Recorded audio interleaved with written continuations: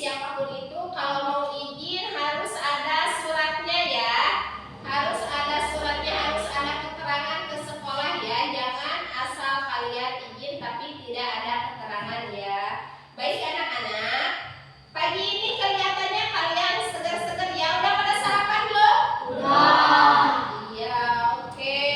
Sebelum dilanjut ke materi ya, Ibu akan menjelaskan dulu tujuan pembelajaran kita hari ini ya. Tujuan pembelajaran kita hari ini yang pertama adalah siswa dapat menjelaskan pengertian dan jenis-jenis pasar. Tujuan yang kedua adalah siswa dapat memahami peran pasar dalam perekonomian masyarakat.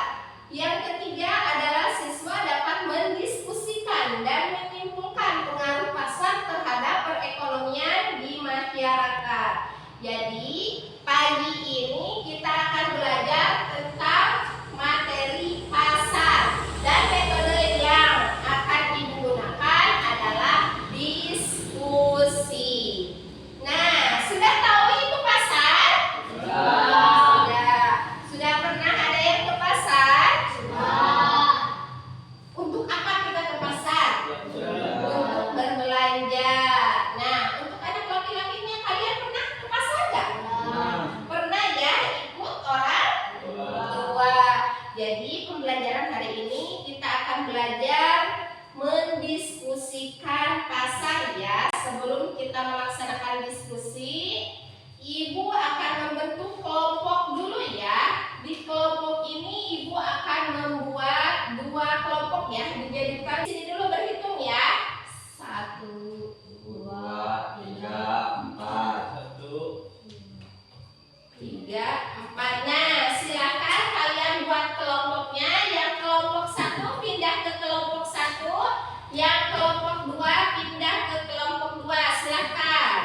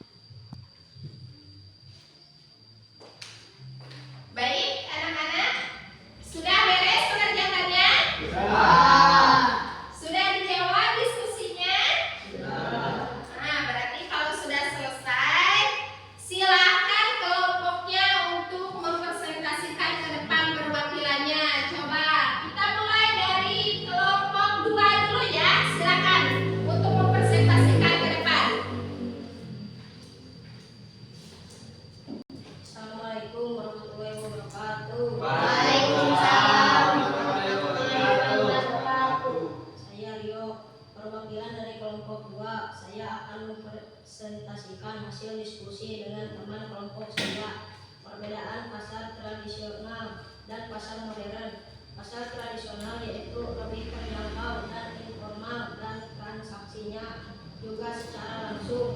Sedangkan pasar modern yaitu cenderung lebih terstruktur dan menawarkan lebih banyak fasilitas seperti pembayaran digital dan ruang belanja yang lebih nyaman. Assalamualaikum warahmatullahi wabarakatuh. Waalaikumsalam warahmatullahi wabarakatuh. Nah, anak-anak, tadi kelompok 2 sudah menjelaskan ya, mempresentasikan hasil diskusinya. Sekarang Ibu pengen tanya, bagaimana dampak perkembangan teknologi terhadap pasar saat ini? Ada yang bisa menjawab nggak? Ada, coba silakan apa?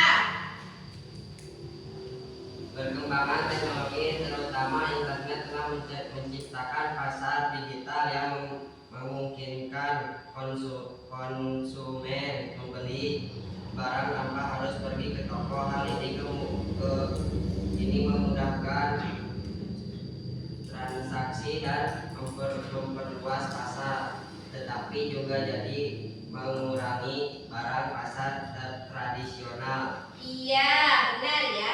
Jadi orang-orang sekarang itu lebih memilih yang sangat mudah caranya ya. Kalau pergi ke pasar itu harus memerlukan naik ojek, naik motor, naik mobil atau naik sepeda. Jadi sekarang itu lebih memilih belanja online kan lebih mudah ya. Barangnya dipesan kemudian diantar sesuai dengan pesanan kita sampai depan rumah kita.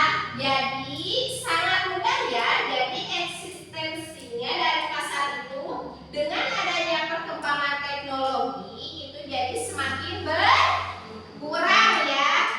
Kalau dulu itu suka berbondong-bondong ya pergi ke pasar untuk berbelanja, tapi sekarang itu tidak ya, lebih cenderung ke online, beli baju, beli perabot itu ini. Apalagi anak-anak zaman sekarang ya, anak-anak zaman sekarang lebih memilih yang canggih berbelanja di online.